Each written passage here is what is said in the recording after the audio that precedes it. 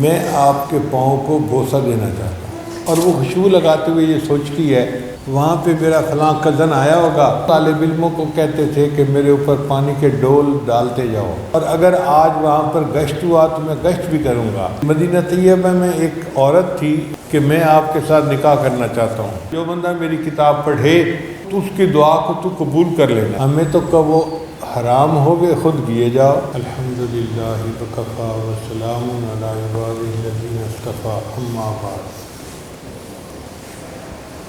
بالسند المتصل منی الی الامام الہمام یقول العبد الفقیر ذو الفقار احمد حدثنی حضرت الاستاذ حافظ القرآن والحدیث مولانا محمد جعفر بن محمد امین قال حدثني الشيخ مولانا محمد مالک کاندلوی نور اللہ مرقدہ قال حدثني ابی محمد ادریس قال حدثني صالح العمری قال حدثني محمد بن سند العمری قال حدثني احمد بن العجلی قال حدثني قطب الدین قال حدثني احمد بن عبد الله قال حدثني المعمر الشيخ يوسف هربي المشهور بشيخ صلصالة قال حدثني محمد بن شعب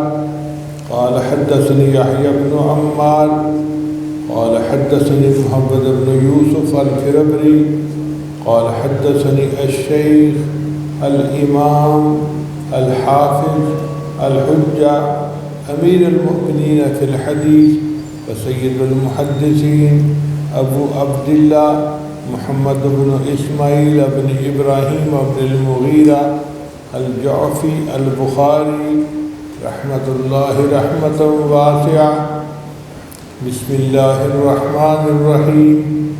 باب کیف کان بعد الوحی الی رسول اللہ صلی اللہ علیہ وسلم وقول اللہ عز وجل انا اوحینا الیک کما اوحینا الی نوح والنبیین من بعد۔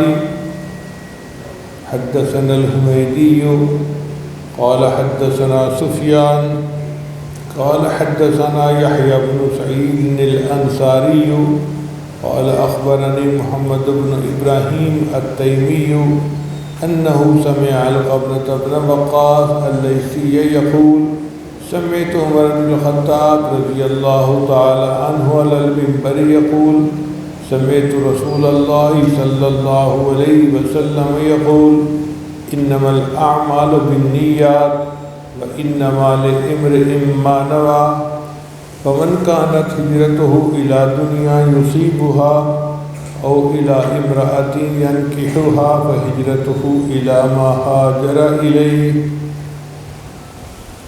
سبحان ربک رب العزة عما یصفون وسلام علی المرسلین والحمد للہ رب العالمین۔ اللہم صل علی سیدنا محمد وعلی آل سیدنا محمد وبارک وسلم۔ امام بخاری رحمۃ اللہ علیہ کا نام تھا محمد، والد کا نام تھا اسماعیل، دادا کا نام تھا ابراہیم اور پردادا کا نام تھا مغیرہ۔ جعفی قبیلہ تھا، بخارا کے رہنے والے تھے۔ امام بخاری کی ولادت 194 ہجری میں بعد صلاۃ الجمعہ، جمعہ کی نماز کے بعد ہوئی۔ وتوفی فی لیلۃ عید الفطر، اور 256 ہجری میں عید الفطر کی رات ان کی وفات ہوئی۔ سمرقند شہر کے قریب ایک گاؤں ہے خرتنگ، وہاں پہ مدفون ہے۔ امام بخاری رحمۃ اللہ کے والد ان کے بچپن میں فوت ہو گئے تھے، تو امام بخاری بچپن میں یتیم ہو گئے تھے، اور آپ جانتے ہی ہیں کہ اس دنیا میں یتیم ہی در یتیم بنتے ہیں۔ امام بخاری کی تربیت ان کے بڑے بھائی احمد بن اسماعیل اور ان کی والدہ نے کی۔ ان کو 16 سال کی عمر میں حرمین شریفین کا سفر نصیب ہوا، اس وقت حضرت عبداللہ ابن مبارک اور وکیع بن جراح کی روایات زبانی یاد تھیں۔ امام بخاری رحمۃ اللہ نے طلب حدیث میں بہت سفر کیے، حجاز، شام، مصر، بغداد، کوفہ، بصرہ اور خراسان۔ 18 برس کی عمر میں مدینہ منورہ میں چاندنی رات میں تاریخ کبیر لکھی۔ امام بخاری رحمۃ اللہ نے اپنی زندگی میں 1080 اساتذہ سے علم حاصل کیا اور اپنی زندگی میں انہوں نے 90,000 شاگردوں کو بخاری شریف پڑھائی۔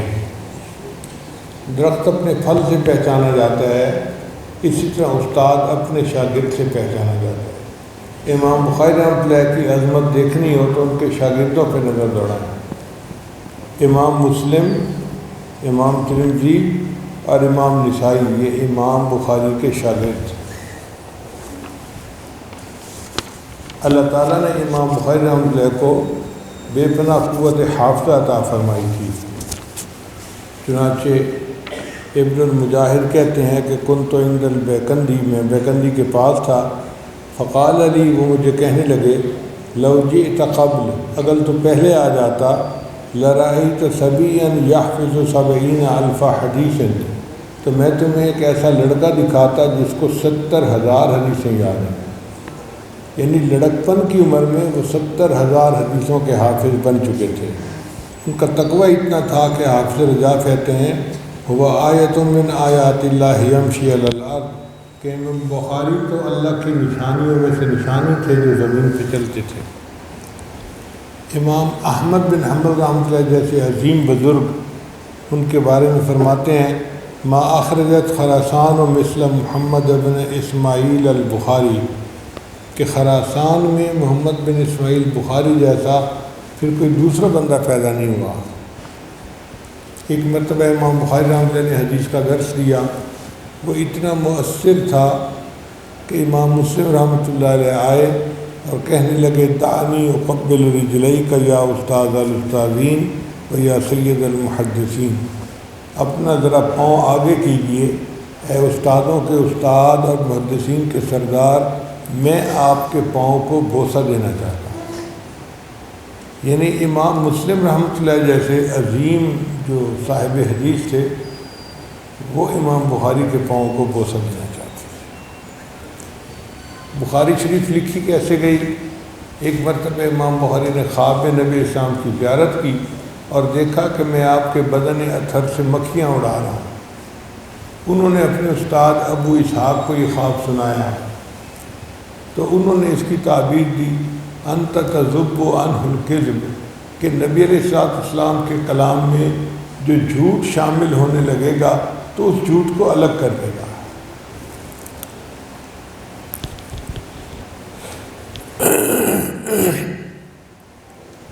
شیخ الحدیث مولانا زکریا رحمۃ اللہ کے نزدیک بخاری شریف کی لکھائی کا کام 2017 ہجری میں شروع ہوا اور 253 ہجری میں مکمل ہوا۔ پھر اس کے بعد امام بخاری نے 23 سال بخاری شریف خود پڑھائی۔ امام بخاری رحمۃ اللہ کو تقریباً 6 لاکھ احادیث یاد تھیں، مگر انہوں نے بخاری شریف میں 2700 کچھ احادیث کو جمع کیا۔ طریقہ کیا تھا کہ وہ ایک ایک حدیث کو لیتے تھے، اس کو پرکھتے تھے، ناپ تول کرتے تھے، اس کا یہ راوی کیسا ہے، یہ راوی کیسا ہے، یہ راوی کیسا ہے، خوب چھان پھٹک کرتے تھے۔ جب تسلی ہو جاتی تھی کہ راوی سارے کے سارے ثقہ ہیں اور مضبوط ہیں تو اس کے بعد وہ 2 رکعت نفل پڑھ کے اللہ تعالیٰ سے استخارہ کرتے تھے کہ دل کو تسلی ہو جائے۔ جب دل کو یقین ہو جاتا تھا کہ یہ حدیث مبارکہ بالکل صحیح ہے تو پھر وہ اس کو کتاب میں لکھتے تھے، اور اس کا ترجمۃ الباب انہوں نے ریاض الجنہ کے اندر لکھا۔ نبی علیہ السلام کی قبر مبارک اور منبر مبارک کے درمیان بیٹھ کر اب جب اتنی توجہ اللہ ہو کہ ہر حدیث پر 2 رکعت نفل پڑھ رہے ہیں، استخارہ کر رہے ہیں، اللہ کی طرف رجوع ہے، مانگ رہے ہیں، تو اللہ نے ان کی رہنمائی فرمائی اور انہوں نے 2700 کچھ احادیث ایسی جمع کروائیں جو ساری بالکل صحیح تھیں۔ اس لیے بخاری شریف کو اصح الکتب بعد کتاب اللہ تعالیٰ کی کتاب کے بعد دنیا کی سب سے صحیح ترین کتاب کہا جاتا ہے۔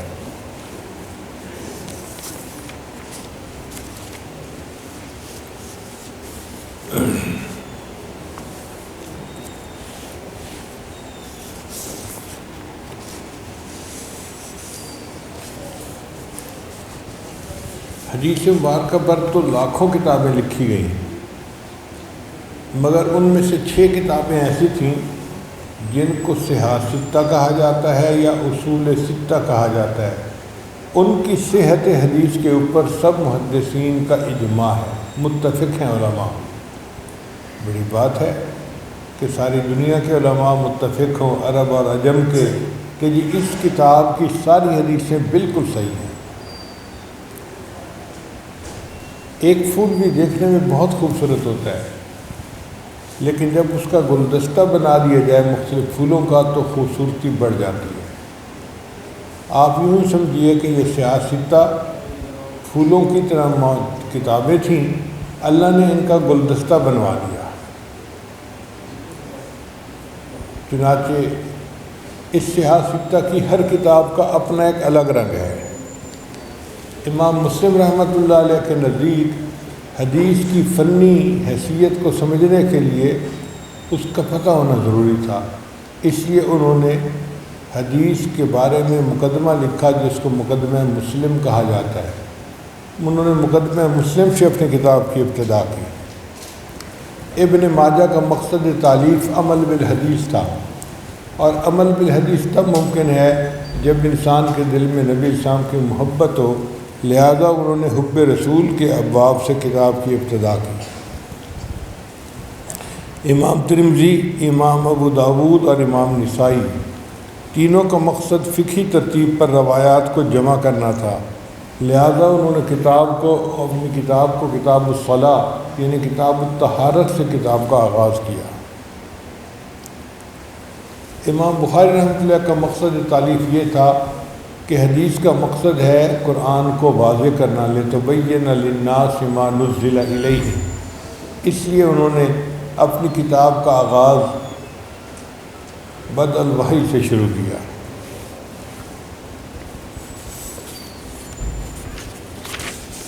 اب صحاح ستہ کا خلاصہ یہ ہے جو حضرت شیخ حدیث مولانا زکریا رحمۃ اللہ فرماتے ہیں کہ ترمذی شریف سے معلوم ہوگا کہ ائمہ حدیث، ائمہ مذاہب ہر حدیث کو متعلق کیا فرماتے ہیں۔ ابو داود شریف سے اس کے دلائل معلوم ہوں گے، بخاری شریف سے اس کا طریقہ استنباط معلوم ہوگا، پھر مسلم شریف سے ان دلائل کی تقویت کے لیے اسی مضمون کی دوسری احادیث جن کو مؤیدات کہا جاتا ہے وہ معلوم ہوگی۔ نسائی شریف سے معلوم ہوگا کہ جو حدیث مستدل بن رہی ہے اس میں کوئی علت تو نہیں ہے، پھر ابن ماجہ کی مدد سے مصنف کی مدد کے بغیر علت تک پہنچنا آسان ہوگا۔ تو یہ صحاح ستہ کا خلاصہ بنتا ہے۔ اب آئیں آگے حدیث مبارکہ کی طرف۔ امام بخاری رحمۃ اللہ علیہ نے اپنی کتاب کا آغاز کیا ہے بسم اللہ الرحمن الرحیم سے۔ یہاں ایک اشکال وارد ہوتا ہے کہ نبی علیہ السلام نے ارشاد فرمایا کل امر ذی بال لا یبدأ فیہ بحمد اللہ والصلاۃ علیہ فہو اقطع ابتر ممحوق من کل برکت، کہ جو کام بھی اچھا ہو اور اس کو حمد و صلاۃ یعنی اللہ کی حمد اور نبی علیہ السلام پر درود شریف پڑھنے کے بغیر شروع کریں وہ کٹا ہوا ہوتا ہے، ابتر ہوتا ہے، برکت سے خالی ہوتا ہے۔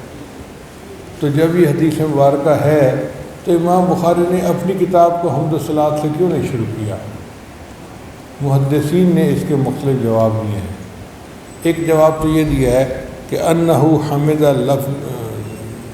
لفظا لا کتابۃ، کہ امام بخاری نے زبانی حمد و صلات پڑھ لیا تھا، لکھا نہیں، مگر انہوں نے اس سے شروع کر دی کتاب۔ یہ جواب بھی ٹھیک ہے۔ بعض محدثین نے جواب دیا کہ امام بخاری نے بسم اللہ الرحمن الرحیم سے کتاب کی ابتدا کی، اور اس میں اللہ کے صفاتی نام ہے، تو حمد کو اس میں موجود ہے۔ لیکن جو سب سے بہتر جواب دیا وہ یہ دیا کہ امام بخاری رحمۃ اللہ کے اوپر حدیث یعنی نبی علیہ السلام کی سنت کی اتباع غالب تھی۔ وہ چاہتے تھے کہ ہر کام کو میں نبی علیہ السلام کی سنت کے مطابق کروں، اور نبی علیہ السلام نے اپنی زندگی میں صلح حدیبیہ جو لکھوائی صلح نامہ، اس کو بسم اللہ سے شروع کروایا تھا۔ کیونکہ نبی علیہ السلام نے اپنی زندگی میں ایک صلح نامہ لکھوایا اور بسم اللہ سے ابتدا کی، تو امام بخاری رحمۃ اللہ نے اتباع سنت میں اپنی کتاب کو بسم اللہ سے شروع کیا۔ چنانچہ محدثین نے کہا کہ یہ جو حدیث مبارکہ ہے اس کا تعلق خطب کے ساتھ ہے، کتب کے ساتھ نہیں ہے۔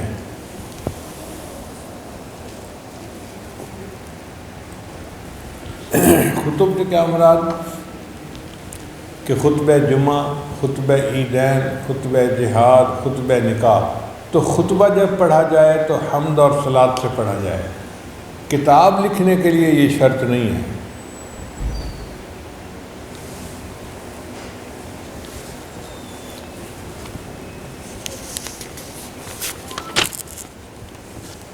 امام بخاری رحمۃ اللہ علیہ نے کلمۃ الباب کو کیف کان بدء الوحی الی رسول اللہ اس سے کیوں شروع کیا؟ تو بات سمجھنے کی ہے کہ علم حاصل کرنے کے 3 طریقے ہوتے ہیں۔ ایک طریقہ ہے حواس خمسہ، یعنی ہر انسان کو اللہ نے 5 حصے دیے ہیں، ان حواس سے انسان علم حاصل کرتا ہے۔ دیکھنا، سننا، سونگھنا، چکھنا اور چھونا۔ مگر ہماری حواس غلطی کر جاتی ہیں۔ گرمی کے موسم میں کوئی بندہ اگر گاڑی چلا رہا ہو تو اس کو سڑک پہ یوں محسوس ہوتا ہے جیسے آگے پانی کھڑا ہوا ہے۔ وہ پانی نہیں ہوتا، وہ سراب ہوتا ہے، نظر کا دھوکہ ہوتا ہے۔ تو اس کا مطلب ہے نظر کو دھوکہ لگتا ہے۔ ایک آدمی اگر نزلے زکام کا مریض ہو تو اس کو خوشبو اور بدبو کے فرق کا پتہ ہی نہیں چلتا، اور کئی مرتبہ انسان کہتا کچھ ہے اور سننے والا سنتا کچھ ہے۔ چکھنے کی بات آئی تو بندے کو بخار ہو جائے نا تو اس کو پانی بھی کڑوا لگتا ہے، حالانکہ پانی کڑوا تو نہیں ہوتا، لیکن اس کی حس خراب ہو جاتی ہے۔ اس کا مطلب یہ کہ حواس خمسہ سے جو علم حاصل ہوتا ہے وہ یقینی نہیں ہوتا، اس میں غلطی کا امکان ہوتا ہے۔ اس لیے مادی علم جتنا بھی دنیا میں ہے، سائنسی علم، وہ سب حواس خمسہ سے ملا تو اس میں غلطی کا امکان ہے۔ ایک علم انسان کو عقل سے حاصل ہوتا ہے۔ مثال کے طور پہ ایک سائنسدان تھا آئنسٹائن، اس نے تھیوری آف ریلیٹیوٹی کا نظریہ پیش کیا تھا۔ وہ نظریہ اس نے کسی لیبارٹری میں نہیں ثابت کیا تھا تجربے سے، بلکہ اس نے اپنی عقل سے کیلکولیشنز کی تھیں۔ اگر ایک فریم آف ریفرنس ایکس ہے اور سپیڈ اتنی ہے، اور دوسرا فریم آف ریفرنس وائی ہے اور سپیڈ اتنی ہے، تو ایکویشن بنانی شروع کر دی، اور کرتے کرتے آخر پر اس نے نتیجہ نکالا E=mc²۔ یہ سارا کا سارا اس کا کام عقلی تھا، اس میں کوئی لیبارٹری میں پریکٹیکل کام نہیں ہوا تھا۔ اور یہ اتنا بلند نظریہ ہے کہ آج لوگ آئنسٹائن کی سائنس کی دنیا میں اس طرح عزت کرتے ہیں جیسے دین کے میدان میں انبیاء کی عزت کی جاتی ہے۔ تو عقل سے اس نے علم حاصل کیا، مگر عقل سے جو علم حاصل ہوتا ہے اس میں بھی غلطی کی آمیزش ہوتی ہے۔ اس امت کے ابتدائی حصے میں ایک نامعقول ایسا بھی گزرا ہے جو کہتا تھا کہ بھائی اپنی بہن کے ساتھ نکاح کر سکتا ہے، اور دلیل وہ یہ دیتا تھا کہ انسان کی زندگی اچھی تب گزرتی ہے جب بیوی اس کو خوب جانتی ہو، اور بہن سے زیادہ بھائی کو کون جان سکتا ہے۔ اس لیے بہن سے نکاح کرنا چاہیے۔ اس منحوس کو یہ سمجھنے لگی کہ میں لاجک تو دے رہا ہوں، لیکن اگر محرم پر ہی شہوت کی نظر پڑے گی تو دنیا سے تو حیا کا جنازہ نکل جائے گا، دنیا سے حیا ہی ختم ہو جائے گی۔ اس کی عقل نے دھوکہ دیا۔ اب یورپ اور امریکہ اپنے آپ کو بڑا پڑھا لکھا معاشرہ کہتے ہیں، لیکن ان کے پڑھے لکھے معاشرے کا یہ حال ہے کہ انگلینڈ کے پارلیمنٹ میں تالیوں کی گونج میں بل پاس کیا گیا کہ مرد مرد کے ساتھ شادی کر سکتا ہے۔ ایک غیر فطری کام جو جانور بھی نہیں کرتے، ان پڑھے لکھوں نے اس کے قانون کی اجازت دے دی۔ ان کو عقل مند کون کے؟ ان کی عقل نے ان کو دھوکہ دیا۔ اس کا مطلب یہ کہ جس علم کی بنیاد ہوا سے خمسہ پہ ہو تو وہ بھی غلطی ہوتی ہے، اور عقل پہ ہو تو اس میں بھی غلطی ہوتی ہے۔ ایک تیسرا علم ہے جس کو کہتے ہیں وحی کا علم، جو اللہ تعالیٰ اپنے انبیاء کے دلوں پر اتار دیتے تھے۔ لا یاتیہ الباطل من بین یدیہ ولا من خلفہ، وہ قرآن مجید کا علم وہ بالکل باطل سے پاک ہے، اس میں آمیزش کا کوئی امکان ہی نہیں۔ اس لیے انسان کو چاہیے کہ وحی کے علم کو لے کر آگے زندگی گزارے۔ اس لیے امام بخاری شروع میں وحی کے علم کی طرف اشارہ کر رہے ہیں۔ پھر سوال پیدا ہوتا ہے کہ اس میں نوح علیہ السلام کا کیوں تذکرہ ہے؟ انا اوحینا الیک کما اوحینا الی نوح والنبیین من بعد۔ تو علماء نے کہا کہ اس لیے کہ اللہ تعالیٰ قریش مکہ کو یہ میسیج دینا چاہتے تھے، اے قریش مکہ، جس طرح نوح علیہ السلام کی قوم نے ان کی بات کو نہ مانا تو ہم نے پوری قوم کو عذاب میں گرفتار کر لیا۔ تم اگر میرے محبوب صلی اللہ علیہ وسلم کی بات کو تسلیم نہیں کرو گے تو ہم تمہیں بھی عذاب میں گرفتار کر لیں گے۔ اب اس حدیث کی جو سند ہے اس کے بارے میں ذرا غور کیجیے۔ پہلی بات تو یہ کہ پہلی حدیث کے راوی حمیدی جو ہیں وہ قریشی ہیں، اور نبی اسلام نے ارشاد فرمایا قدموا قریشا، تم قریش کو مقدم کرو۔ تو امام بخاری نے حدیث پر عمل کرتے ہوئے اپنے قریشی استاد کی حدیث کو پہلے مقدم کیا۔ پھر جو حمیدی کا لفظ ہے نا وہ حمد سے بنا ہے، اور بخاری شریف کی جو آخری روایت ہے وہ احمد ابن اشکاب سے ہے۔ احمد کا لفظ بھی حمد سے بنا۔ تو امام بخاری رحمۃ اللہ طلباء کو، طالبات کو یہ میسیج دینا چاہتے تھے کہ ہر وقت اللہ تعالیٰ کی حمد بیان کرنے میں مشغول رہو۔ اور اگر غور کریں تو قرآن مجید کی ابتدا بھی الحمد سے ہے، اور جب جنت میں جائیں گے تو وہاں بھی فرشتے ان کو الحمد کے ذریعے سے پکاریں گے۔ جو قیامت کے دن نبی علیہ السلام کا جھنڈا ہوگا اس کا نام ہوگا لواء الحمد۔ نبی علیہ السلام کا جو گھر جنت میں ہوگا اس کا نام ہوگا بیت الحمد، اور قیامت کے دن نبی علیہ السلام کی امت کا نام ہوگا حمادون۔ اور جو فرشتے عرش کا طواف کرتے ہیں وقیل الحمد للہ رب العالمین، وہ بھی یہی ذکر کرتے ہیں الحمد للہ رب العالمین۔ تو ہمیں چاہیے کہ ہم اللہ تعالیٰ کی اتنی حمد بیان کریں جتنی کر سکتے ہیں۔ سچی بات تو یہ ہے کہ ہمارے جسم میں ایک زبان ہے، ہم ہر وقت ہی حمد بیان کرتے رہیں تو اللہ کی حمد کا حق ادا نہیں کر سکتے۔ جتنے پورے جسم پہ بال تھے اتنی زبانیں ہوتی، اور اتنی زبانوں سے ہم اللہ کی حمد بیان کرتے تو بھی حق ادا نہ ہوتا۔ تو الحمدللہ کا لفظ کثرت کے ساتھ پڑھنا چاہیے۔ پھر یہ جو پہلی حدیث ہے یہ حضرت عمر رضی اللہ تعالیٰ عنہ سے مروی ہے، اور جو بخاری شریف کی آخری حدیث ہے وہ حضرت ابو ہریرہ رضی اللہ عنہ سے مروی ہے۔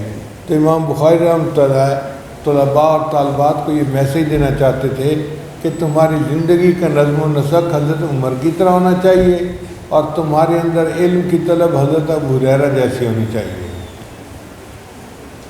ایک اور مزے کا نکتہ ہے کہ محدثین کے نزدیک اگر کسی حدیث کا راوی ایک ہو ایک طبقے میں تو اس حدیث کو غریب کہتے ہیں۔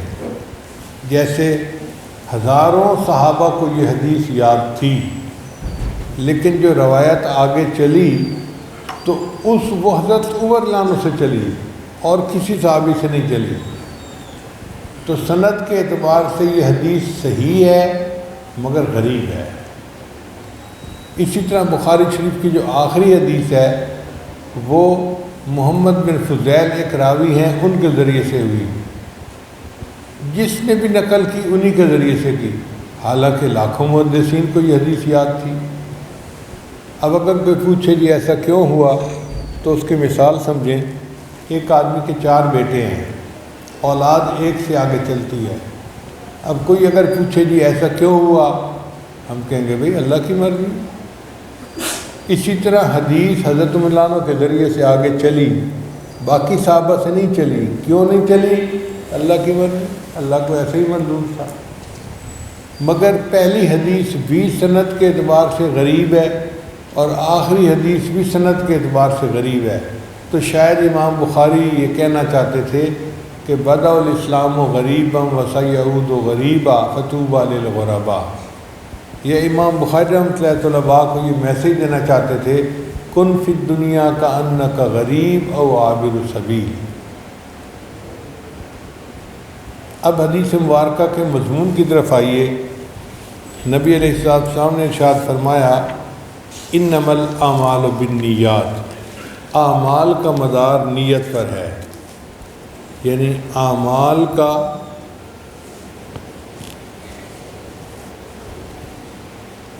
کی صحت، ثواب، نتیجہ، قبولیت کا دار و مدار نیت کے اوپر ہے۔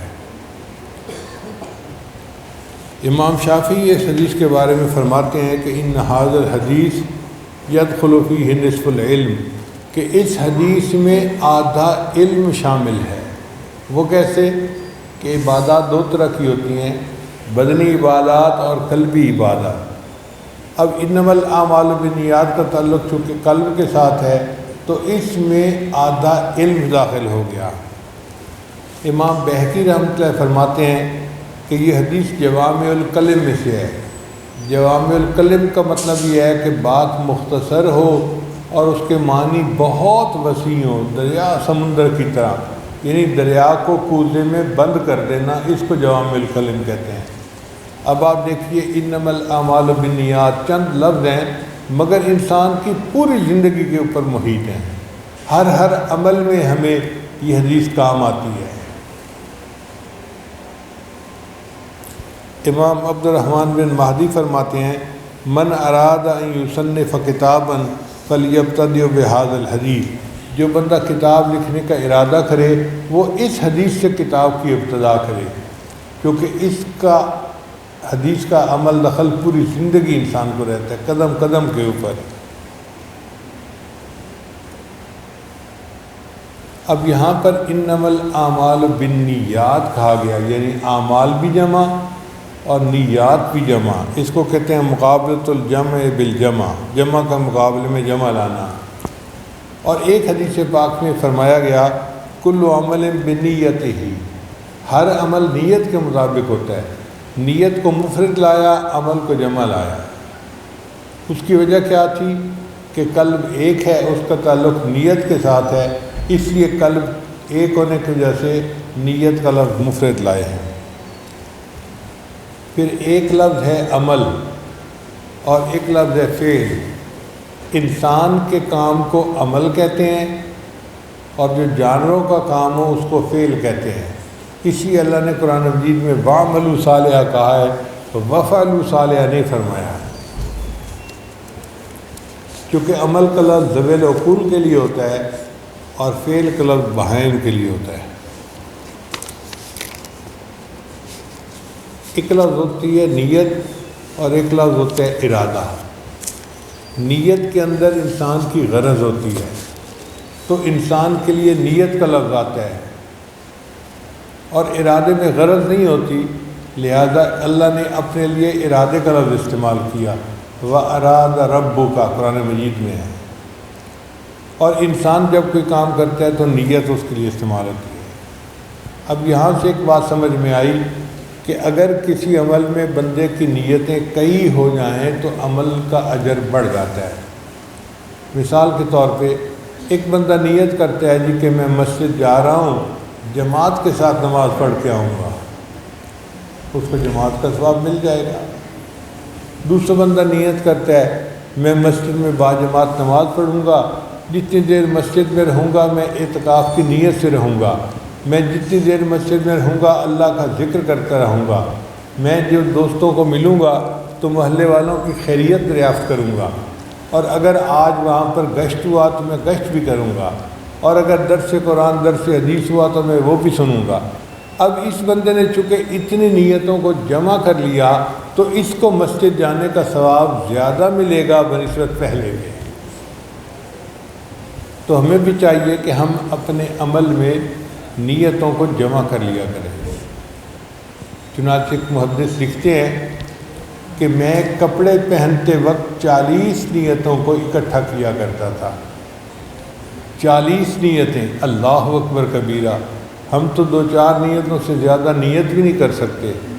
یہ ہوتا ہے عالم کا اور عام آدمی کا فرق۔ مثال کے طور پہ ہم اگر نیت کریں گے کپڑے بدلنے کی تو ہم نیت کریں گے کہ جی ہم میلے کپڑے اتار کے صاف کپڑے پہن رہے ہیں، عبادت ہے، ایک نیت ہو گئی۔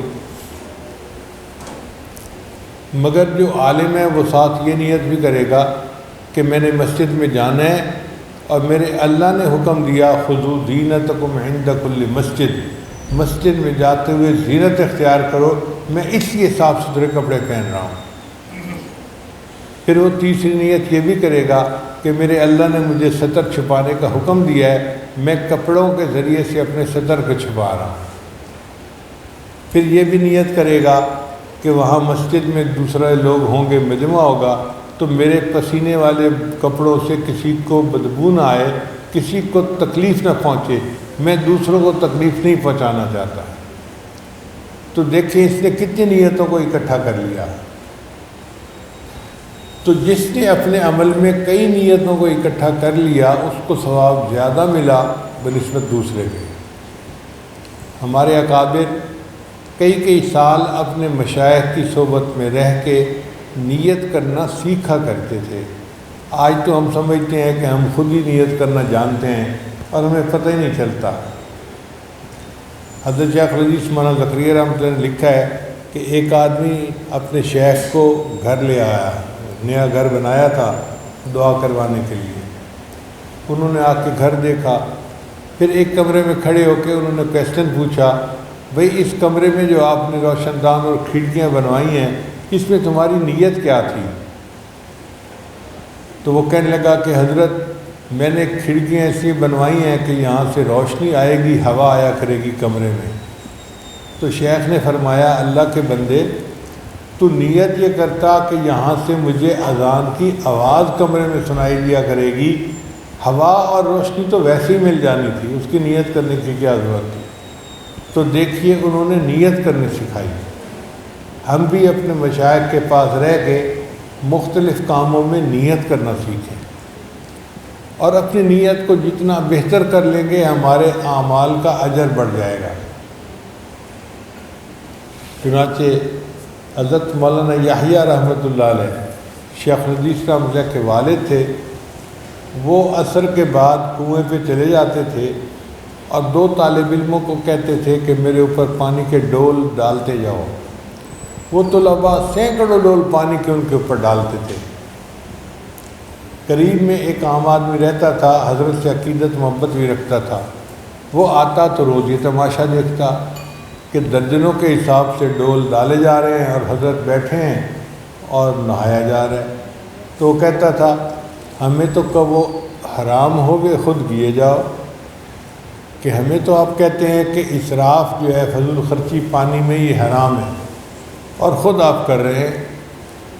حضرت کہیں میرے لیے جائز تیرے لیے ناجائز۔ اب یہ عجیب جواب تھا، میرے لیے جائز تیرے لیے ناجائز۔ ایک دن اس کے پاس وقت تھا، وہ کھڑا ہو گیا، کہنے لگا حضرت مجھے سمجھائیں کہ میرے لیے ناجائز کیسے اور آپ کے لیے جائز کیسے؟ حضرت نے فرمایا اچھا یہ بتاؤ تم اگر یہاں نہاؤ گے تو کس نیت سے نہاؤ گے؟ اس نے کہا جی میں نہاؤں گا کہ میرا پسینہ ختم ہو جائے اور میری میل کچیل دور ہو جائے۔ فرمایا چونکہ تم نیت کرو گے میل کچیل دور کرنے کی تو اب 2-3 ڈول تمہارے لیے کافی ہیں۔ اگر 2-3 ڈول سے زیادہ تم اگر استعمال کرو گے تو اسراف ہوگا اور فضول خرچی حرام ہوتی ہے، لہذا تمہارے لیے یہ عمل حرام ہوگا۔ اس نے کہا آپ کیوں نہاتے ہیں؟ حضرت نے فرمایا گرمی کا موسم ہے، میں مدرسے میں پڑھاتا ہوں، بند عمارت میں رہتا ہوں سارا دن، میری طبیعت کے اندر گرمی کا اثر ہو جاتا ہے۔ اب اس گرمی کے اثر کو دور کرنے کے لیے میں عصر کے بعد آ جاتا ہوں اور 2 طلباء کو کہتا ہوں کہ میرے اوپر پانی ڈالتے جاؤ۔ اب میرا مقصد میل دور کرنا نہیں ہوتا، گرمی دور کرنا ہوتا ہے۔ میرے اوپر اگر کئی ہزار ڈول بھی ڈال دیے جائیں تو میرے لیے جائز ہوگا۔ تو دیکھیے ایک ہی عمل تھا جو نیت کی اچھائی کی وجہ سے جائز ہو گیا اور نیت کے اچھا نہ ہونے کی وجہ سے ناجائز ہو گیا۔ اب یہاں پر ایک سوال وارد ہوتا ہے کہ انما الاعمال بالنیات، اعمال کا مدار نیت کے اوپر ہے۔ کیا مطلب کہ اگر کوئی بندہ گناہ کا کام اچھی نیت سے کرے تو وہ نیکی بن جائے گی؟ مثال کے طور پہ ایک بندہ کسی کا مال چراتا ہے، جی میں اس مال کو غریبوں میں تقسیم کروں گا، تو کیا یہ چوری کرنا جائز ہو جائے گا؟ علماء نے جواب دیا کہ دیکھیں جو کام گناہ کا ہے اس کو نیکی کی نیت سے کرنا تو دین کو کھلونا بنانے والی بات ہے، یہ تو اللہ کے غصے کو الٹا بھڑکانے والی بات ہے۔ جو برا کام ہے وہ تو ہے ہی برا، ہاں جو نیک کام ہے ان نیک کام میں بھی نیت کا ہونا ضروری ہے۔ اچھا اگر نیت اچھی نہیں ہوگی تو نیک کام بھی برا بن جائے گا۔ اس کی مثال یوں سمجھیں کہ شادی شدہ عورت کے لیے اپنے خاوند کے لیے بننا سنورنا خوشبو لگانا عبادت ہے، مگر ایک شادی شدہ عورت تیار ہو رہی ہے اور وہ خوشبو لگاتے ہوئے یہ سوچتی ہے میں فنکشن میں جا رہی ہوں، وہاں پہ میرا فلاں کزن آیا ہوگا اور اس کو یہ خوشبو بہت پسند ہے، چلو آج میں یہ خوشبو لگاتی ہوں۔ اب اس نے چونکہ اس نیت سے خوشبو لگائی، اس کا خوشبو لگانا اس کے لیے گناہ بن گیا۔ کام تھا نیکی کا مگر نیت کے برا ہونے کی وجہ سے نیک کام بھی برا بن گیا۔ اس لیے ہمیں چاہیے کہ ہم نیک کام کو بھی اچھی نیت کے ساتھ کریں، اگر نیت اچھی نہیں ہوگی تو وہ کام اللہ کے ہاں قبول نہیں ہوگا۔ چنانچہ حدیث مبارکہ میں آتا ہے کہ قیامت کے دن سب سے پہلے جس بندے کو جہنم میں ڈالا جائے گا وہ عالم ہوگا۔ اللہ اکبر کبیرہ۔ اس نے سینکڑوں ہزاروں شاگردوں کو پڑھایا ہوگا۔ اللہ پوچھیں گے میرے بندے تو میرے پاس کیا لایا؟ اے اللہ میں نے ساری زندگی علم کی خدمت کی۔ اللہ فرمائیں گے ہاں تیری نیت یہ تھی کہ تجھے بڑا عالم کہا جائے، فقد کی، تجھے بڑا عالم دنیا میں لوگوں نے کہہ دیا، لہذا میرے پاس کوئی اجر نہیں، فرشتوں لے جاؤ اور اس کو الٹا کر کے جہنم میں ڈال دو۔ پھر دوسرے نمبر پہ ایک شہید کو بلایا جائے گا، میرے بندے کیا لائے؟ اے اللہ میں تو جان کا نذرانہ آپ کے نام پہ سپرد کر کے آیا ہوں۔ اللہ فرمائیں گے نہیں، تیرے اندر نیت یہ تھی کہ لوگ تجھے بڑا بہادر کہیں اور لوگوں نے تجھے بہادر کہہ دیا، میرے پاس اس کا کوئی اجر نہیں ہے، لاؤ اس کو بھی جہنم میں الٹا کر کے ڈال دو۔ پھر ایک سخی بندے کو بلایا جائے گا، میرے بندے تو دنیا سے کیا لایا؟ اللہ میں نے مسجدیں بنوائی، مدرسے بنوائے، میں غریبوں پہ خرچ کرتا تھا، کھانے کھلاتا تھا، کیا کیا کرتا تھا۔ اللہ فرمائیں گے ہاں مگر تیری نیت یہ تھی کہ تجھے دنیا سخی کہے، لوگ دنیا میں تجھے سخی کہتے رہے، لہذا اب میرے پاس تمہارے لیے کچھ نہیں، فرشتوں اس کو لے جاؤ اور الٹا کر کے جہنم میں ڈال دو۔ 3 بندے جو سب سے پہلے جہنم میں ڈالے جائیں گے، ایک عالم ہوگا، ایک شہید ہوگا اور ایک سخی ہوگا۔ اب یہ تینوں عبادت کے کام ہیں مگر نیتیں خراب ہونے کی وجہ سے یہ عبادتیں کرنے کے باوجود بندہ جہنم میں جائے گا۔ اس کا مطلب یہ ہے کہ ہمیں نیک عمل کرتے ہوئے اپنی نیت کو ٹھیک رکھنے کی بہت فکر کرنی چاہیے۔ سچی بات تو یہ ہے کہ جتنے بڑے بڑے اعمال ہیں نا، اور جی ہمارے 200 مدرسے ہیں اور یہ تو شیخ المشائخ ہیں اور یہ تو فلاں ہیں اور یہ تو جی بیان کرتے ہیں تو دل موہ لیتے ہیں، اور یہ اس قسم کی جتنی باتیں ہوتی ہیں یہ قیامت کے دن ہمیں جنت میں نہیں لے کے جائیں گی۔ اللہ کے ہاں وہ عمل قبول ہوگا جو چھوٹا سا ہوگا، یاد ہی نہیں ہوگا کسی کو، اللہ کو پسند آ جائے گا۔ چنانچہ امام غزالی رحمۃ اللہ کے متعلق آتا ہے کہ فوت ہوئے تو کسی نے خواب میں انہیں دیکھا، پوچھا حضرت آگے کیا بنا؟ فرمان لگے اللہ نے میری اوپر مہربانی کر دی، مجھے مغفرت کر دی۔ اس نے کہا مغفرت تو ہونی تھی، آپ نے تو کتابیں لکھی ہیں جن کو پڑھ کے ہر خطیب جمعے کا خطبہ دیتا ہے اور امت کو نصیحت کرتا ہے۔ فرمان لگے نہیں، کتابوں کا تو مسئلہ پیش ہی نہیں ہوا تھا، اس سے پہلے ہی ایک عمل اللہ کو پسند آ گیا۔ اس نے کہا کون سا عمل؟ کہنے لگے کہ میں بیٹھا حدیث لکھ رہا تھا تو اس زمانے میں قلم دوات ہوتی تھی، تو میں نے قلم کو دوات میں ڈالا کہ سیاہی میں قلم پہ لگا سکوں۔ جب میں نے قلم نکالی تو ایک مکھی اس قلم کی ٹپ کے اوپر آ کر بیٹھ گئی، تو مجھے یہ خیال آیا یہ مکھی پیاسی ہوگی، اس کو میں پینے دوں، تو میں نے قلم کو 1 سیکنڈ کے لیے ایک ہی جگہ پر ٹھہرا دیا، روک لیا۔ مکھی اڑ کے چلی گئی، میں نے لکھنا شروع کر دیا۔ اللہ کو عمل میرا پسند آ گیا، میرے بندے تو نے مکھی کی پیاس کا خیال رکھا، میں تجھے جہنم کی پیاس سے نجات عطا کر دیتا ہوں۔ کتنا چھوٹا سا عمل ہے مگر بخشش کا ذریعہ یہ بن گیا۔ اور وہ جو پہاڑوں برابر بڑے بڑے عمل تھے، شاگردوں کو پڑھایا، کتابیں لکھی، وعظ و نصیحت کی، سب دھرے کے دھرے رہ گئے۔ اس لیے معاملہ جو ہے وہ بہت ہی زیادہ خوفناک ہے، یعنی ڈر والا ہے۔ بڑے بڑے عملوں پہ امید مت رکھیں کہ یہ ہم نے یہ عمل کیا، ہم نے یہ کیا، یہ کیا۔ جو اس طرح کے عمل ہیں ان پہ کوئی نہیں اجر ملنا، اجر اس عمل پہ ملنا ہے جو بندے کو یاد ہی نہیں ہونا۔ چنانچہ حضرت شیخ الحدیث رحمۃ اللہ نے لکھا ہے کہ ایک آدمی کی بیوی سے غلطی ہو گئی، اب وہ بندہ اگر چاہتا تو بیوی کو سزا دیتا یا بیوی کو گھر بھیج دیتا، جو کرتا ٹھیک تھا، مگر اس نے محسوس کیا کہ بیوی غلطی تو کر گئی ہے مگر شرمندہ بھی ہے، انسان ہے نا، غلطی ہو جاتی ہے۔ اب وہ شرمندہ تھی، بڑا ندامت تھی اس کو، تو اس نے اس کو معاف کر دیا کہ چلو اللہ کی بندی ہے، میں معاف کرتا ہوں۔ کہتے ہیں کہ یہ بندہ فوت ہوا، کسی نے خواب میں پوچھا بھی آگے کیا بنا؟ کہنے لگا کہ اللہ نے فرمایا فلاں موقع پہ تو نے بیوی کو میری بندی سمجھ کے معاف کیا تھا، آج میں تجھے اپنا بندہ سمجھ کے معاف کر دیتا ہوں۔ اس کے ساری زندگی کے گناہ اس بات پہ معاف ہو گئے۔ وہ چھوٹی سی خیر جو ہم کسی غریب کے ساتھ کرتے ہیں، والدین کے ساتھ کرتے ہیں، والدین کے چہرے پر مسکراہٹ لے آتے ہیں کسی کام سے، ہو سکتا ہے یہ عمل ہمارے لیے بخشش کا ذریعہ بن جائے۔ اس لیے ہر عمل کے بارے میں متفکر رہنا چاہیے کہ ہمارا عمل اللہ کے ہاں قبول ہو جائے۔ چنانچہ حدیث پاک میں آتا ہے الناس کلہم ہالکون الا العاملون، انسان سارے کے سارے ہلاک ہونے والے ہیں سوائے ان کے جو عمل کرنے والے ہیں۔ والعاملون کلہم ہالکون الا المخلصون، اور سارے کے سارے عمل کرنے والے ہلاک ہونے والے ہیں سوائے ان کے جو مخلص ہیں۔ والمخلصون علی خطر عظیم، اور جو مخلص ہیں وہ بھی بڑے خطرے کے اندر ہیں، پتہ نہیں عمل اللہ کے ہاں قبول ہوگا یا نہیں ہوگا۔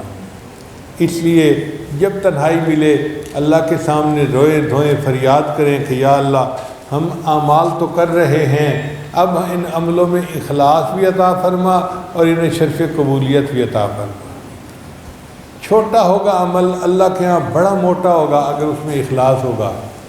عورتیں جانتی ہیں کہ ڈائمنڈ کے اندر ایک ڈائمنڈ ہوتا ہے جس کو کہتے ہیں فلا لیس ڈائمنڈ، اس میں کوئی نشان نقطہ نہیں ہوتا، بالکل شفاف ہوتا ہے۔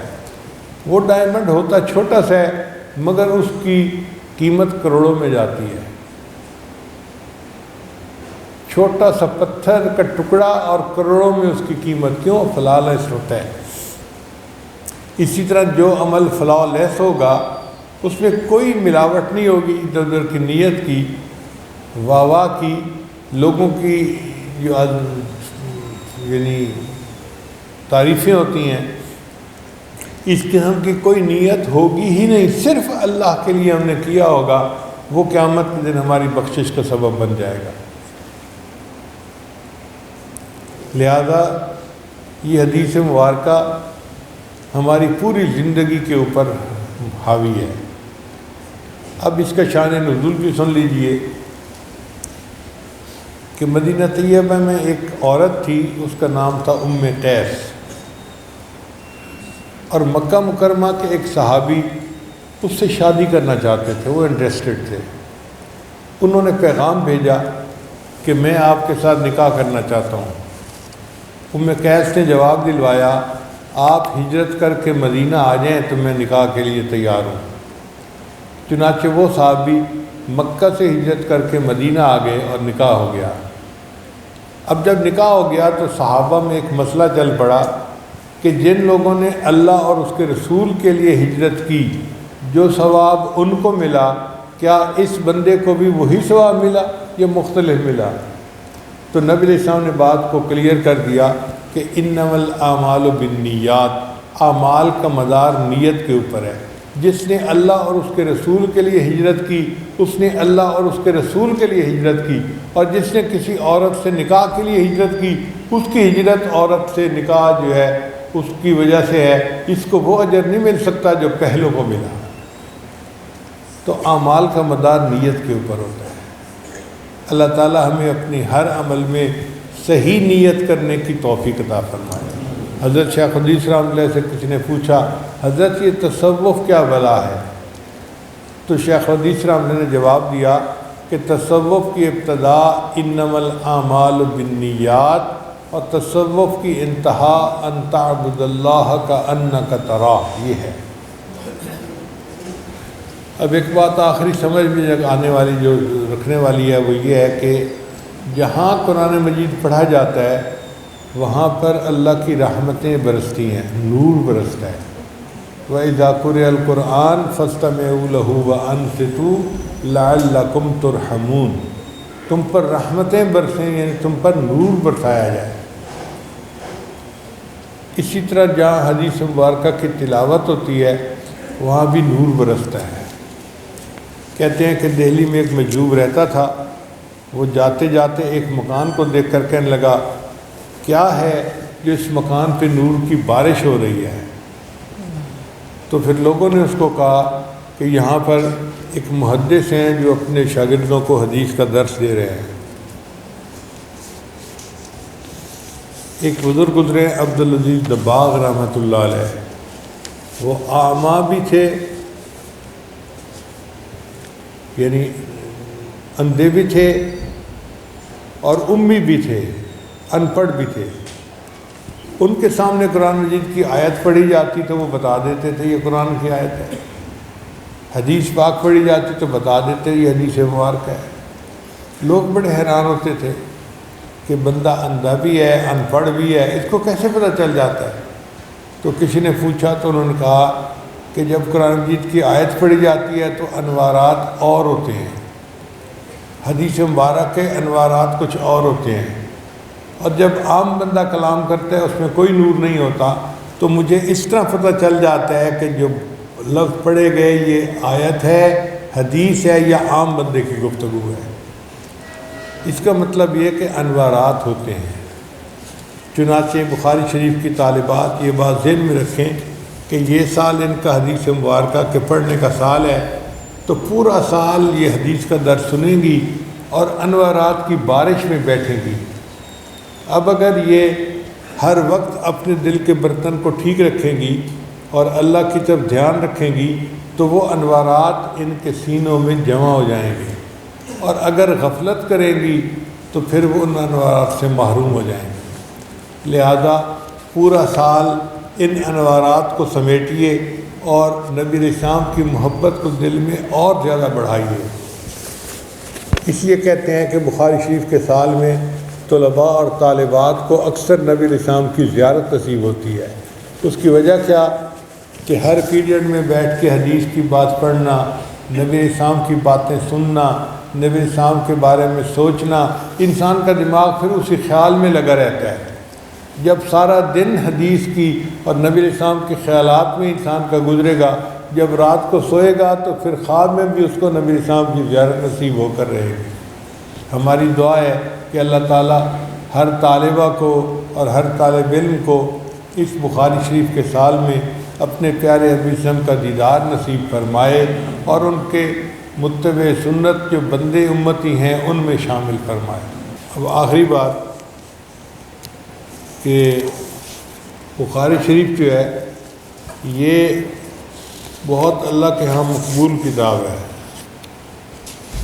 چنانچہ امام مروزی رحمۃ اللہ فرماتے ہیں کہ میں نے ایک مرتبہ خواب میں نبی علیہ السلام کی زیارت کی تو نبی السلام نے فرمایا یا ابا زید الی متی تدرس کتاب شافعی ولا تدرس کتابی، تو کب تک شافعی کی کتاب پڑھاتا رہے گا اور میری کتاب نہیں پڑھائے گا؟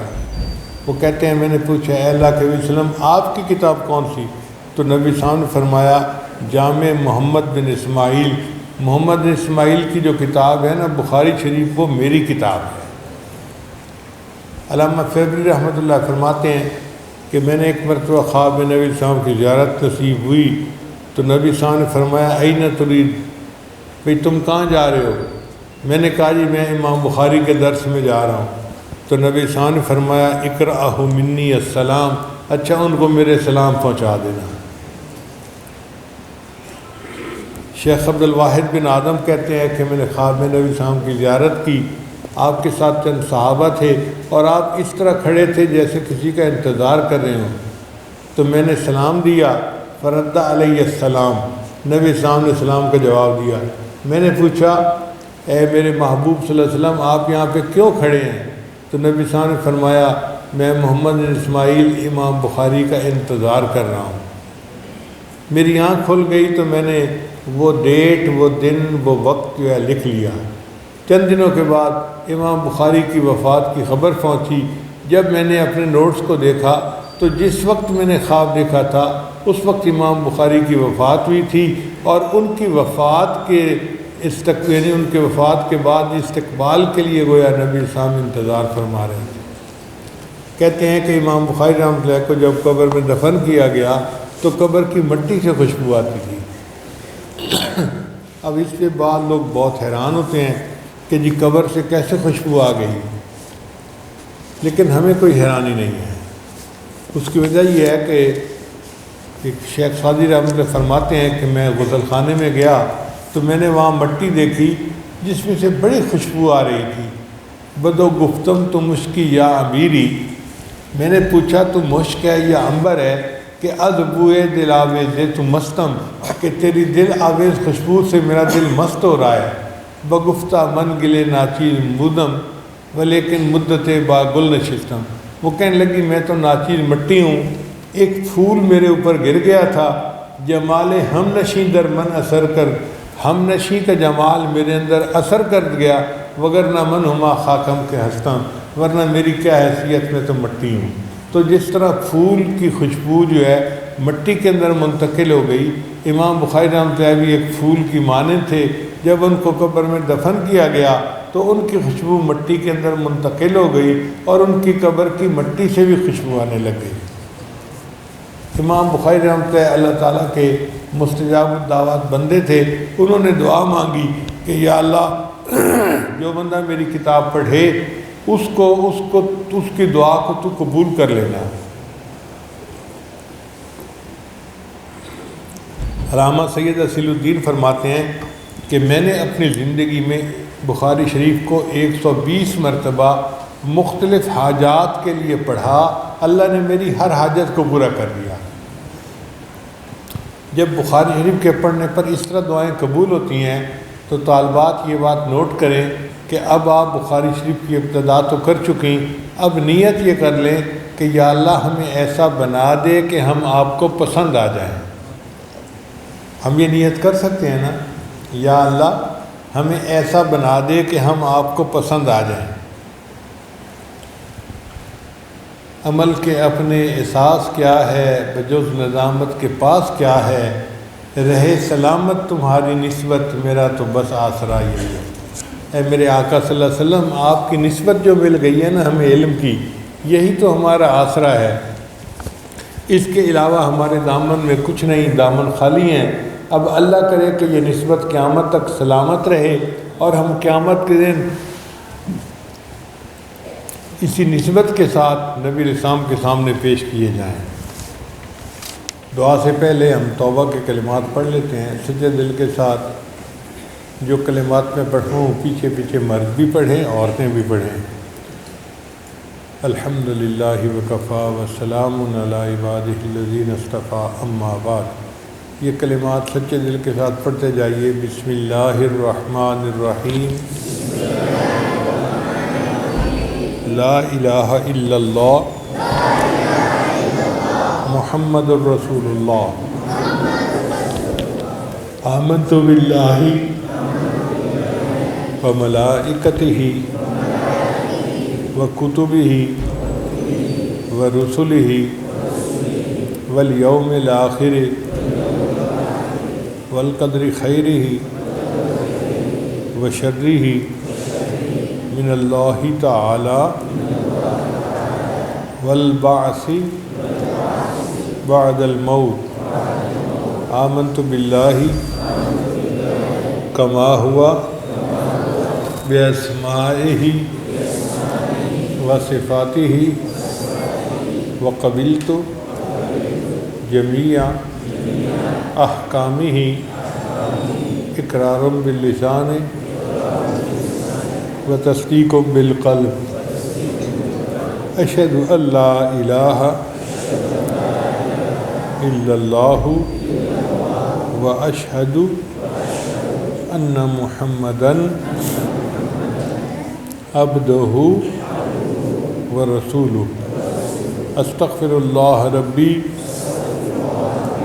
من کل ذنب واتوب الیہ برحمتک یا ارحم الراحمین۔ ان کلمات کو پڑھنے سے ہم تو بتائے ہو چکے ہیں، چند معمولات ہیں جن کو باقاعدہ کریں گے تو ہمارے دل کو اللہ تعالیٰ منور فرمائیں گے۔ پہلا عمل ہے 100 مرتبہ استغفار صبح شام پڑھنا، دوسرا عمل ہے 100 مرتبہ درود شریف پڑھنا، تیسرا عمل ہے قرآن مجید کی تلاوت روزانہ کرنا، چوتھا عمل ہے چلتے پھرتے ہر وقت دل میں اللہ کو یاد کرنا، اور پانچواں عمل ہے 10-15 منٹ صبح 10-15 منٹ شام مراقبہ کرنا۔ مراقبے کا طریقہ بہت آسان ہے۔ جب نماز پڑھ کے فارغ ہوں تو تھوڑی دیر کے لیے آنکھوں کو بند کر کے اللہ سے لو لگا کے بیٹھ جائیں کہ اللہ کی رحمت آ رہی ہے، میرے دل میں سما رہی ہے، میرے دل کی ظلمت اور سیاہی دور ہو رہی ہے اور میرا دل اللہ اللہ اللہ بول رہا ہے۔ ان زبان سے نہیں پڑھنا، دل پڑھ رہا ہے اور آپ سن رہے ہیں۔ شروع میں سنائی نہیں دے گا، لیکن بیٹھے رہنے سے پہلے قلب میں حرکت شروع ہوگی، اور وہ جو حرکت ہوگی پھر وہ آواز میں تبدیل ہو جائے گی اور ذکر قلبی نصیب ہوگا۔ وہ جن کا عشق صادق ہے وہ کب فریاد کرتے ہیں، لبوں پہ مہر خاموشی دلوں میں یاد کرتے ہیں۔ ہم بھی اپنے اللہ کو اپنے دلوں میں یاد کریں، اللہ تعالی ہمیں ذکر قلبی کی توفیق عطا فرمائے۔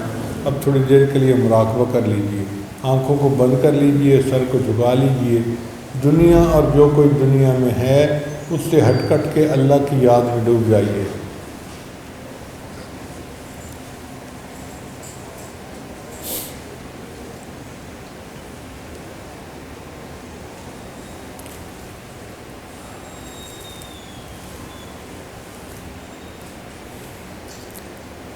ملے قطرہ عشق محمد صلی اللہ علیہ وسلم دا، ملے قطرہ عشق محمد دا، بئی تخت شاہیدی لوڑ نہیں، دل مست رہے وچ مستی دے، بئی عقل دنائی دی لوڑ نہیں، ملے قطرہ عشق محمد دا، میرے قلب سے آ گناہگار دے وچ تیری یاد دا ڈیوا بلدا رہے میرے قلب سے آ گناہگار دے وچ تیری یاد دا ڈیوا بلدا رہے ولی جگ اون جگ قبر حشر کسے بے روشنائی دی لوڑ نہیں ملے قطرہ عشق محمد دا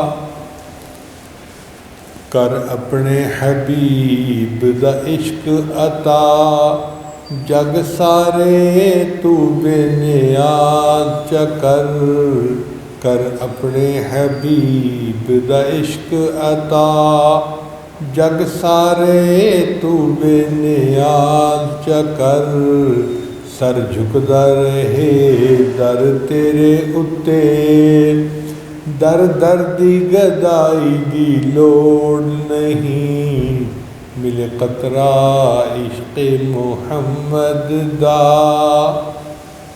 ای عبد دا عرض قبول تھیوے دربار الہی دے اندر ای عبد دا عرض قبول تھیوے دربار الہی دے اندر لولوں وچ ہووے عشق نبی کسے بے آشنائی دی لوڑ نہیں ملے قطرہ عشق محمد دا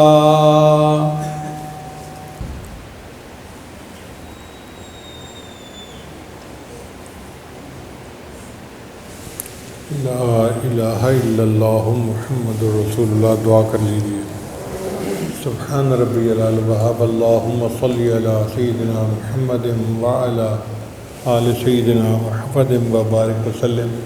اے رب کریم ہم آپ کے عاجز مسکین بندے ہیں، ہمارے گناہوں کو معاف فرما، خطاؤں سے درگزر فرما، عیبوں کی پردہ پوشی فرما۔ اللہ ہماری نگاہوں کو پاک فرما، دلوں کو صاف فرما، سینوں کو اپنی محبت سے لبریز فرما۔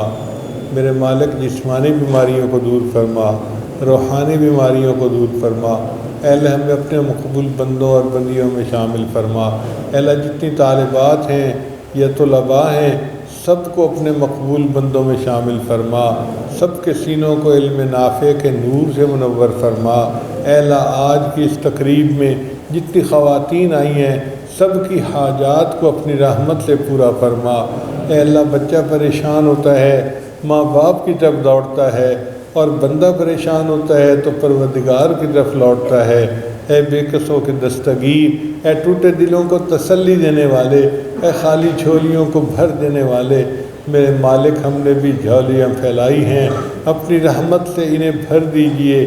میرے اللہ ہم پہ ترس کھا لیجئے، ہم پہ رحم کر دیجئے۔ اللہ ہم جائیں تو کہاں جائیں، مانگیں تو کس سے مانگیں؟ آپ کے سوا کوئی حاجت روا بھی نہیں، کوئی مشکل کشا بھی نہیں۔ اے اللہ ہمارے پاس کوئی دوسرا ٹھکانہ نہیں، رحم کر دیجئے۔ اے اللہ ہمارے گناہ جتنے بھی زیادہ ہیں آپ کی رحمت تو اس سے بھی زیادہ ہے۔ اپنی رحمت کے ساتھ اے اللہ ہمارے سب گناہوں کو معاف کر دیجئے، اور اس مجلس میں اٹھنے سے پہلے اے اللہ ہمیں گناہوں سے پاک کر کے گھروں کو واپس لوٹا دیجئے۔ اے اللہ جو بے اولاد ہیں ان کو نیک اولاد عطا فرما، جو اولاد نرینہ کی طلبگار ان کو اولاد نرینہ عطا فرما۔ اے اللہ جو شادی شدہ خواتین ہیں ان کو خامدوں بچوں کی خوشیاں نصیب فرما۔ جو جوان العمر بچیاں ہیں اللہ ان کو نیک دیندار قدردان رشتے نصیب فرما۔ ماں باپ کے لیے ان کے فرض ادا کرنے آسان فرما۔ اے اللہ جو مقروض ہیں قرضے کی ادائیگی کی سبیل پیدا فرما۔ اے اللہ رزقی پریشانیوں کو ختم فرما، ہماری ان دعاؤں کو اپنی رحمت سے قبول فرما۔ اے اللہ مدارس عربیہ کی حفاظت فرما۔ اے اللہ جامعہ رقیہ کی کچھ دن دگنی رات چوگنی ترقی نصیب فرما۔ اے اللہ جتنی طالبات معلمات ہیں سب کے ساتھ اپنی خصوصی رحمت کا معاملہ فرما۔ اے پروردگار عالم ہمارے اس ملک پاکستان کی حفاظت فرما۔ یہ ہمارا ملک بحرانوں کا شکار ہے، اس کو بحرانوں سے نجات عطا فرما۔ اے اللہ اس غربت کے عذاب کو دور فرما۔ اللہ رحمت کے ساتھ ہماری ان دعاؤں کو قبول فرما۔ پروردگار عالم ہمارے تینوں حرمین کی حفاظت فرما اور ہمیں بار بار اپنے گھر کا دیدار عطا فرما اور اپنے حبیب صلی اللہ علیہ وسلم کے در کی قبولیت والی حاضری بار بار نصیب فرما۔ اے اللہ ذی الحجہ کے ایام بالکل قریب ہیں، اپنی رحمت کے ساتھ اللہ ہماری ان دعاؤں کو اپنی رحمت سے قبول فرما۔ جو مانگا وہ بھی عطا فرما، جو مانگنا چاہیے تھا نہیں مانگ سکے وہ بھی عطا فرما۔ اے اللہ ہمارے اس ملک کی حفاظت فرما، جس ملک کے دشمن ہیں ان کو ہدایت عطا فرما، اور جن کی قسمت میں ہدایت نہیں اللہ ان کو چن چن کے دفع دور فرما۔ اے اللہ افواج پاکستان کی حفاظت فرما، ان کو کفر کے خلاف بنیان مرصوص بن کر رہنے کی توفیق عطا فرما۔ اے اللہ ان کی مدد فرما، قدم قدم ان کی حفاظت فرما، ان کے نیک ارادوں کو مکمل فرما اور ہماری ان دعاؤں کو اپنی رحمت سے قبول فرما۔ ہمیں آزادی کی قدر کرنے کی توفیق عطا فرما۔ ربنا تقبل منا انک انت السمیع العلیم تب علینا انک انت التواب الرحیم۔ صلی اللہ تعالی علی حبیبہ سیدنا محمد وآلہ واصحابہ اجمعین برحمتک یا ارحم الراحمین۔